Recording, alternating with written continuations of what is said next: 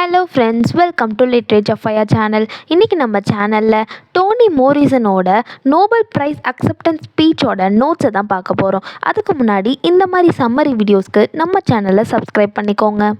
இவங்க தான் டோனி மோரிசன். இவங்க நோபல் ப்ரைஸ் வாங்கும்போது அவங்க கொடுத்த ஸ்பீச்சை தான் இப்போ நம்ம பார்க்க போகிறோம். இவங்களோட full name Chloe Anthony Wofford Morrison. ஆனால் இவங்க டோனி மோரிசன் அப்படிங்கிற பேரில் தான் ரொம்ப ஃபேமஸாக இருக்காங்க. இவங்க ஒரு அமெரிக்கன் நாவலிஸ்ட் அண்ட் எடிட்டரும் கூட. இவங்களோட ஃபர்ஸ்ட் நாவல் த ப்ளூயஸ்ட் ஐ அப்படிங்கிற நாவல், இது ரொம்பவே ஃபேமஸான நாவல். அண்ட் ஆல்சோ இவங்க நோபல் ப்ரைஸ் இன் லிட்ரேச்சரும் வாங்கியிருக்காங்க. அந்த ப்ரைஸ் வாங்கும்போது கொடுத்த ஸ்பீச்சை தான் நம்ம இப்போ பார்க்க போகிறோம். இவங்க நோபல் ப்ரைஸ் மட்டும் இல்லை, நேஷ்னல் ஹியூமனிட்டிஸ் அவார்ட்ஸும் வாங்கியிருக்காங்க அண்ட் புலிட்சர் ப்ரைஸும் வாங்கியிருக்காங்க. இந்த மாதிரி நிறைய அவார்ட்ஸ் வாங்கியிருக்காங்க. இப்போ நம்ம அவங்க ஸ்பீச்சை பார்க்கலாம். இவங்க இந்த ஸ்பீச் கொடுக்கும்போது ஃபர்ஸ்ட் ஒரு குட்டி ஸ்டோரி சொல்லி ஆரம்பிக்கிறாங்க. அந்த குட்டி ஸ்டோரி என்னென்னு ஃபஸ்ட்டு பார்த்துடலாம். அந்த ஸ்டோரியில் என்ன சொல்கிறாங்கன்னா, ஒரு வயசான உமன் இருக்காங்க. அவங்களுக்கு கண்ணு தெரியாது. அவங்க ஒரு பிளைண்ட் உமன். அவங்களுக்கு என்ன தான் கண்ணு தெரியலனாலும் அவங்க ரொம்ப ஒரு வயசான உமன், அதாவது ரொம்ப அறிவான உமன். அவங்க அந்த சொசைட்டியில் ஒரு லெஜெண்டரி உமனாகவே இருக்காங்க. எல்லாருக்கும் வந்துட்டு ரொம்ப அறிவுள்ள உமன் அப்படிங்கிறது தெரியும். அவங்கள ஒரு யங்ஸ்டர்ஸ் விசிட் பண்ணுறாங்க. ஒரு யங்ஸ்டர்ஸ் குரூப் ஆஃப் யங்ஸ்டர்ஸ் அவங்கள பார்க்க வராங்க. பார்க்க வரப்போ ஒரு ட்ரிக்கியான கொஷின் கேட்குறாங்க அந்த ஓல்டு உமன் கிட்ட. அந்த ஓல்டு உமன் கிட்ட என்ன கேட்குறாங்க அப்படின்னா, old woman, I hold in my hand a bird, tell me whether it is living or dead. இப்போது என் கையில் ஒரு பறவை இருக்குது, அந்த பறவை இறந்துருச்சா இல்லை உயிரோடு இருக்கான்னு சொல்லுங்கள் அப்படின்னு சொல்லி அந்த யங்ஸ்டர்ஸ் வந்து அந்த ஓல்டு உமனை பார்த்து கேட்குறாங்க. நான் தான் சொன்னேன் இல்லையா, அந்த ஓல்டு உமனுக்கு கண்ணு தெரியாது. கண்ணு தெரியலனாலும் அவங்களால ஃப்யூச்சரில் என்ன நடக்கும்னு நல்லா ப்ரெடிக்ட் பண்ண முடியும். அவங்க ஃபஸ்ட்டு இந்த கொஷின் கேட்டோன்னே ரொம்ப அமைதியாக தான் இருக்காங்க. இவங்க அமைதியாக இருக்கிறத பார்த்து அந்த யங்ஸ்டர்ஸ் வந்துட்டு சிரிக்கிறாங்க, கேலி பண்ணிட்டு சிரிக்கிறாங்க. அதுக்கப்புறமா அந்த ஓல்டு உமன் ஒரு ஆன்சர் பண்ணுறாங்க. என்ன ஆன்சர் பண்ணுறாங்கன்னு பாருங்கள். I don't know whether the bird you are holding is dead or alive, but what I do know is that it is in your hands, it is in your hand. இவங்க என்ன சொல்கிறாங்கன்னா, உங்கள் கையில் இருக்க bird வந்துட்டு உயிரோடு இருக்கா இல்லை இறந்துருச்சான்னு எனக்கு தெரியாது, ஆனால் அது உயிரோடு இருக்கிறதும் இறந்து போகிறதும் உங்கள் கையில் தான் இருக்குது, உங்கள் கையில் தான் இருக்குது அப்படின்னு சொல்கிறாங்க. அண்ட் இன்னொன்று என்ன சொல்கிறாங்கன்னா, அது இறந்துருச்சுன்னா அதுக்கு நீங்கள் தான் காரணம், அது உயிரோடு இருந்துருச்சுனாலும் நீங்கள் ஃப்யூச்சரில் கண்டிப்பாக அதை கொன்றுவீங்க அப்படின்னு சொல்றாங்க. இப்போ இந்த ஓல்டு உமன் இந்த பேர்ட் அப்படின்னு மென்ஷன் பண்றது எது அப்படின்னா, லாங்குவேஜ், மொழியை பத்தி சொல்றாங்க. ஒரு மொழி சாகிறதும் உயிரோட இருக்கிறதும் செழிச்சு இருக்கிறதும் அதை யூஸ் பண்றவங்க கையில தான் இருக்கு. இந்த மொழியை நீங்க கொன்னுட்டீங்களா இல்லை உயிரோட இருக்காங்கிறது எனக்கு தெரியாது. மேபி அது உயிரோடு இருந்தாலும் ஃபியூச்சர்ல நீங்க கொல்றதுக்கும் வாய்ப்பு இருக்கு. ஒரு மொழி உயிரோட இருக்கிறதும் செழிச்சு இருக்கிறதும் அது அழிஞ்சு போகிறதும் அதை யூஸ் பண்றவங்க கையில தான் இருக்குன்னு இந்த ஓல்டு உமன் இப்படி சொல்லியிருக்காங்க. இதுதான் டோனி மோரிசன் சொன்ன ஃபர்ஸ்ட் குட்டி ஸ்டோரி. அதுக்கப்புறம் லாங்குவேஜ் அண்ட் இட்ஸ் சர்வைவலை பற்றி சொல்லியிருக்காங்க.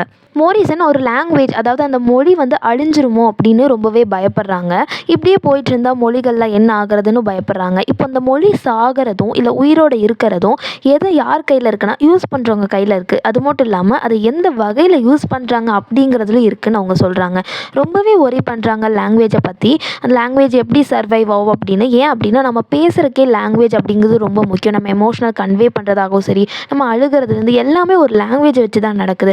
அப்படி இருக்கும்போது அந்த லாங்குவேஜ் அழிஞ்சிருச்சுன்னா என்ன ஆகும்னு சொல்லி ரொம்பவே ஒரி பண்ணிக்கிறாங்க. அண்ட் மோரிசன் லாங்குவேஜை ஒரு ஏஜென்சியாக சொல்கிறாங்க. என்ன அப்படின்னா, நம்ம வந்துட்டு ஒரு லாங்குவேஜ் அழிஞ்சிருச்சு, ஒரு லாங்குவேஜ் அழிய போகுதுன்னா அந்த லாங்குவேஜை யாரும் பேச மாட்டாங்க, எழுத மாட்டாங்க, யூஸே பண்ண மாட்டாங்க. அப்போ அந்த லாங்குவேஜ் யாரும் யூஸ் பண்ணாமல் போயிட்டா அழிய போகிற நிலமையில் இருக்க லாங்குவேஜ் தானாக எழுந்திரிச்சு வராது, நம்மளாக பேசினாதான் உண்டு. அப்படி இருக்கும்போது அந்த லாங்குவேஜ் வந்துட்டு அப்படியே அடுத்த ஜென்ரேஷனுக்கே போகாமல் அழிஞ்சு போயிருமேன்னு சொல்லி ரொம்ப ஒரி பண்ணிக்கிறாங்க.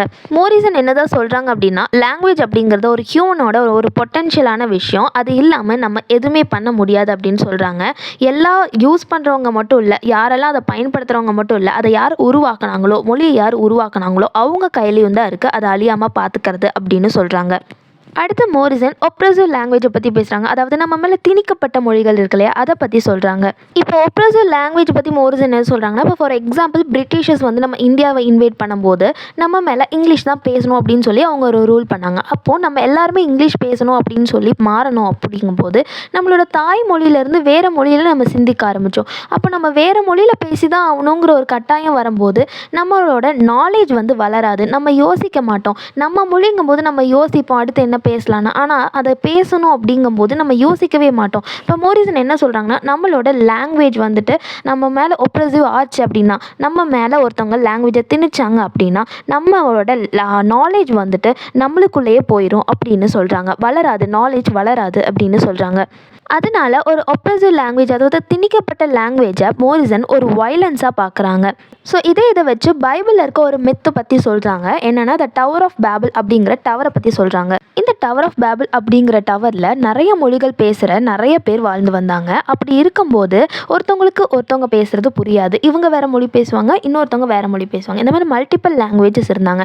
அப்போது அந்த காலகட்டத்தில் இருக்க கிரிட்டிக்ஸ்லாம் என்ன பண்ணாங்க, இப்படி இருக்கனால ஒரு மொழியோட ஒரிஜினாலிட்டி போயிடும், ஒருத்தவங்க பேசுறதுக்கு இன்னொருத்தவங்க புரியாது, நிறைய லாங்குவேஜ் ஒன்று சேரக்கூடாதுன்னு சொல்லி அந்த டவரை அழிச்சிட்டாங்க.